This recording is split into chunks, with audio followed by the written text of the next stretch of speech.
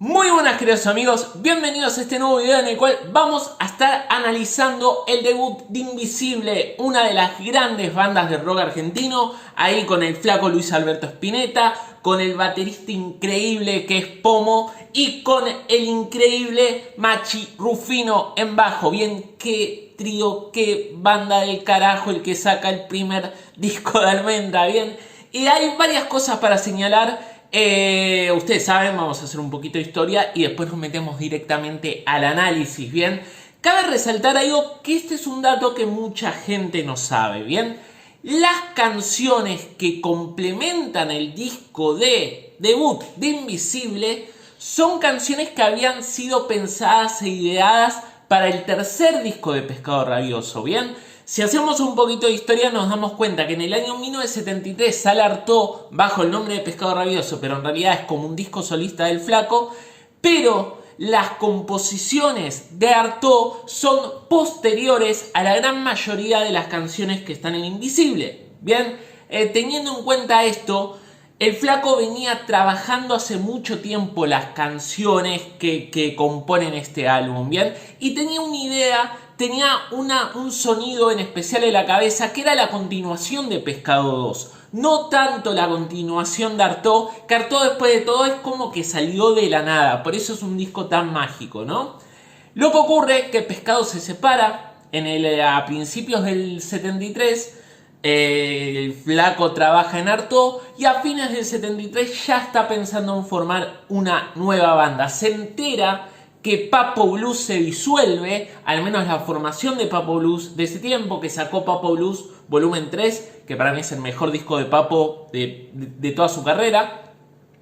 Se disuelve y ya el flaco Spinetta lo conocía a Pomo porque había trabajado con él y había buena onda y sabía que era un baterista del carajo, ¿bien? Uno de los mejores bateristas que hubo acá en el país, seguramente, ¿bien? Entonces, él también le gustaba mucho la base rítmica que hacía con Rufino, ¿bien? Le pareció una base rítmica sólida y muy parecida a lo que él estaba buscando, ¿bien? A la base rítmica también que de alguna manera tenían Pescado, bien, con Black Amaya y David Lebón. Lo que ocurre es que a Pomo lo conocía, digamos como que lo convence enseguida, pero con Rufino cuesta un poquito más. Machi, digamos, como que se hizo un poquito desear con el tema. Pero cuando finalmente entran en Concepción y se suma la banda, se van a General Rodríguez a practicar, a ver qué salía de lo que querían hacer. Y siempre el flaco dijo lo siguiente: yo el sonido que estaba buscando en Invisible lo busqué en Pescado y nunca lo encontré. Es un sonido que estaba trabajando hacía tiempo, que estaba buscando, pero finalmente se le presenta con lo que es Invisible. Y recordemos que Invisible en un principio se pensó como cuarteto porque quería un tecladista, el flaco Spinetta. Quería que Cutaya siga trabajando con él. Lo que ocurre es que Cutaya estaba ya en otra cosa, ¿no? Teniendo en cuenta esto, se van a una quinta de General Rodríguez a practicar, ensayar y termina saliendo lo que es el sonido característico del primer Invisible. Un sonido que se aleja bastante de lo que es la concepción de Pescado, bien, que era un sonido mucho más guitarrero, mucho más distorsionado, mucho más fuerte, poderoso, cuando Invisible en realidad es un sonido mucho más sofisticado, mucho más yendo a suites diferentes, a diferentes variaciones dentro de lo que son sus propias canciones. En una misma canción tenés varias facetas, pero en realidad siempre dijo el flaco, y lo dijo también Machi, que en realidad Invisible no buscaba sonar a rock progresivo. Es más, en General Rodríguez se la pasaban escuchando discos de Black Sabbath, discos de Led Zeppelin, discos de Deep Purple, creo, no, discos de Cream, discos de la Jimmy Experience, varios tríos poderosos de hard rock, porque querían hacer un disco de hard rock con diferentes detalles, diferentes matices, como se lo expliqué, para darle un sonido particular a la banda. Por eso hay mucha gente que dice que este debut de Invincible tiene algo de prog, bien, tiene algo de prog rock, pero en realidad de progresivo la idea al menos original no era, bien. Teniendo en cuenta esto, el disco es muy bueno, muy bueno, verdaderamente es muy bueno. A nivel producción, me parece que era un salto increíble con todo lo que había hecho el Flaco Spinetta hasta ese momento. El sonido pulcro, limpio, casi que sentís que te están tocando en el oído, le da un vuelo al álbum artístico mucho más importante que si tendría el sonido de Pescado 2. Bien que Pescado 2 de por sí no es que se escuche mal, pero es un hijo muy de su época a nivel producción. Bien, el debut de Invincible parece un disco que está hecho en otro país, en otro lugar, en otro momento, con ese sonido pulcro que al día de hoy sigue sorprendiendo. Es un disco que no envejeció para nada por esa producción increíble que tiene, ¿bien? Ahora bien, yo para serles sincero, chicos, ustedes saben, nos metemos directamente en el análisis, así no damos tantas vueltas. Yo creo que esta estructura musical que tiene el disco de sonar con varias etapas en las canciones, jugar con los volúmenes, bien, jugar con los diferentes esquemas de sonido, es algo que hace que el disco sea extremadamente disfrutable. Les recomiendo muchísimo que si tienen unos buenos auriculares, lo escuchen con buenos auriculares y en FLAC se van a volver locos, o si lo tienen en CD original, escúchenlo en CD original, porque es una cosa increíble lo que se escucha, ¿bien? Pero, estos momentos, estos fragmentos hacen que las canciones a nivel compositivo no sean de las mejores que ha hecho Luis Alberto Spinetta en toda su carrera. Me parece que es un disco mucho más de sonido que de composiciones. Y ojo, acá hay temas buenísimos como La Azafata del Tren Fantasma, que a mí me encanta, como Suspensión, que a mí me parece uno de los temas más poderosos del álbum, sin tener que sonar fuerte como sonaba el debut de Pescado Rabioso, sin esa distorsión, sin esa necesidad. Pero mayoritariamente las canciones son más una experiencia, ¿bien?, para disfrutar de los diferentes matices que tienen, que canciones que vos verdaderamente vas a sacar del álbum y vas a escuchar por tu cuenta. ¿Esto es algo malo? En lo absoluto, no es malo. Lo que ocurre que me parece que está hecho bien adrede, ¿bien? Porque si uno se pone a pensar, hay 3 ediciones que se pueden encontrar de este álbum. Como salió en el año 1974, que es el disco completo con un single, bien, que venía dentro del disco. Se puede encontrar el disco solo, bien, que salió en la década del 80 sin el single. Y se puede encontrar en CD lo que es el disco, el single y los singles que quedaron afuera, bien. Invincible podría haber hecho un álbum doble tranquilamente, pero sí hay una realidad de que las canciones que quedaron afuera del LP, bien, son canciones que se notan que están muy estructuradas o mucho más estructuradas al estilo de lo que hacía el Flaco en Pescado, de lo que hacía en el disco de Invincible. Por eso los singles se sienten mucho más directos, mucho más frescos, mucho más canción, por decirlo de alguna forma, ¿no? Y vuelvo a repetir, no es que sea mejor o peor, es algo descriptivo. Igual, si me lo preguntan a mí, quieren saber mi opinión, yo prefiero, digamos, canciones un poquito más entendibles, bien, un poquito más directas.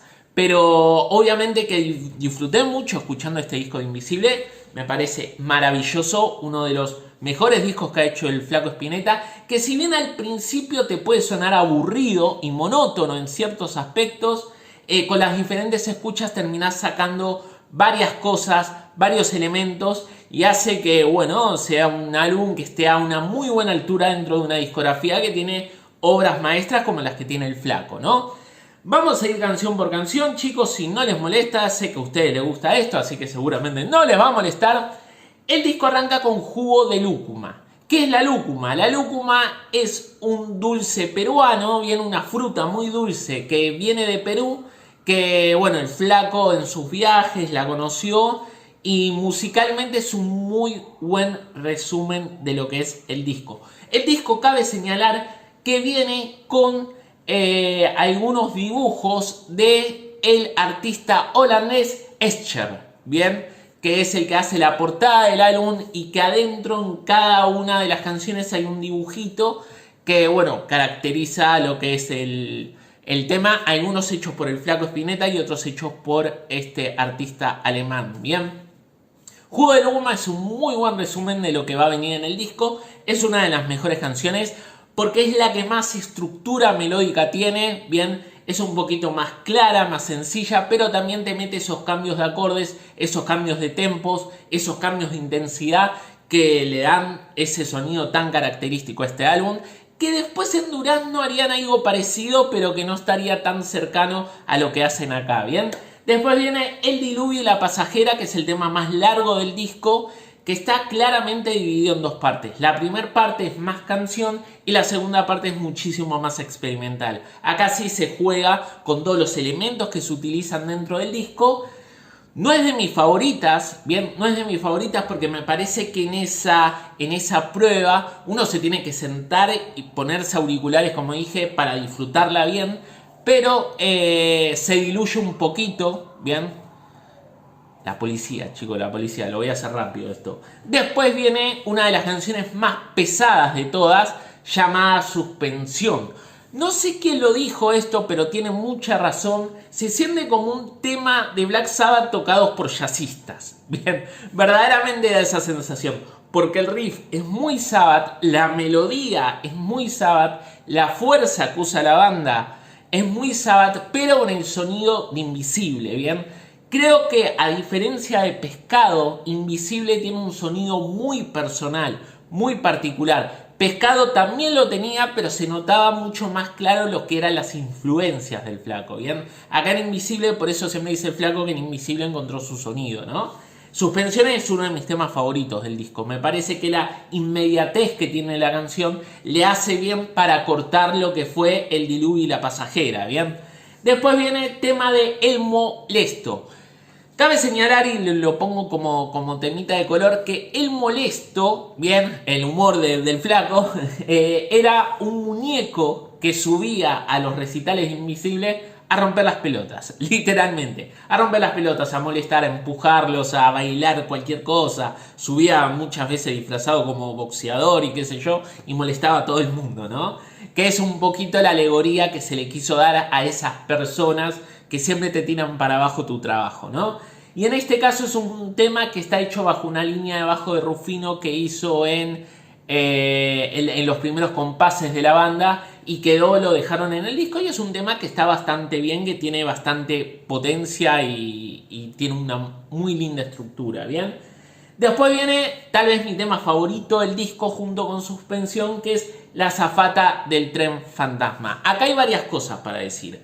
Primero, musicalmente es la más progresiva, bien, por decirlo de una forma, es la más que tiene más detalles, más sustancia, que es una canción hecha y derecha y que transcurre como una canción hecha y derecha, pero al mismo tiempo hay mucha gente que no sabe lo que quiere decir la azafata del tren fantasma. En ese tiempo, y también se utiliza bastante ahora, perdón, en el coloquio argentino, la azafata del tren fantasma se le dice a una chica que no es muy linda, todo lo contrario a linda, ¿no?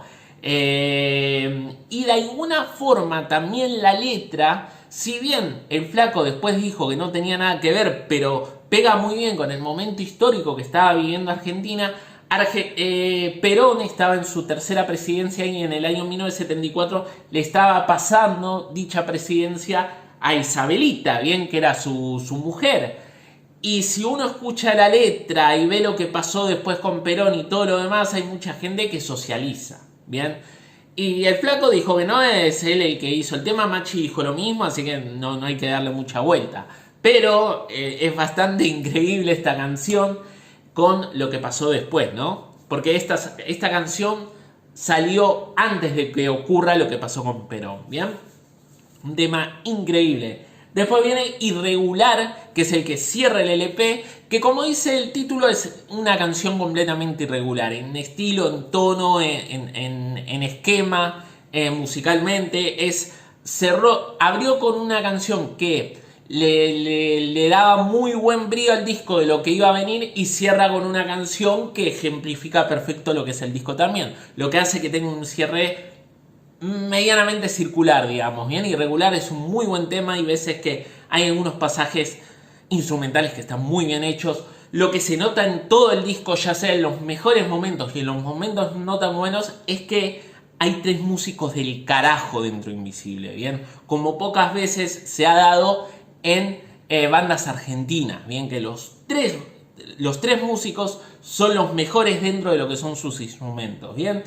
Después viene el single, que viene con La llave de Mandala, que es un hard rock medio psicodélico, con un sonido bastante agresivo, que se nota por qué está afuera del disco, porque dentro del disco, digamos, como que también el lado B, que es La abuela, que ahora vamos a hablar, se sentirían como incómodos dentro del disco, de la estructura del álbum, ¿no? Mandala a mí me gusta, pero mucho más me gusta La abuela, que es un rocker que tiene un riff increíble, maravilloso, con un estribillo y un break musical que te vuelve loco, verdaderamente a mí me vuelve loco, uno de los mejores temas de Invisible. Y bueno, y así cierra el álbum. No hablo de los singles que quedaron afuera porque pienso hacer un video sobre los temas sueltos del Flaco, que hay muchísimos y hay muy buenos, ¿bien? Esos van a ir en un video aparte.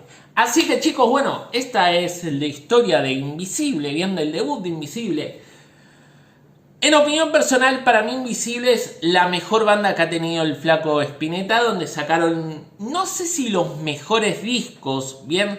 Porque a mí Durazno Sangrando, ya van a ver el análisis, pero no es un disco que me guste demasiado. Sí, El Jardín de los Presentes me parece brillante, pero sí, a nivel sonido, es una banda que vos escuchás una canción de ellos y te das cuenta enseguida que es de ellos. Y acá en Argentina específicamente cuesta mucho eso. Cuesta mucho reconocer una banda solamente con un pasaje instrumental. Bien, Invisible lo logró y con creces.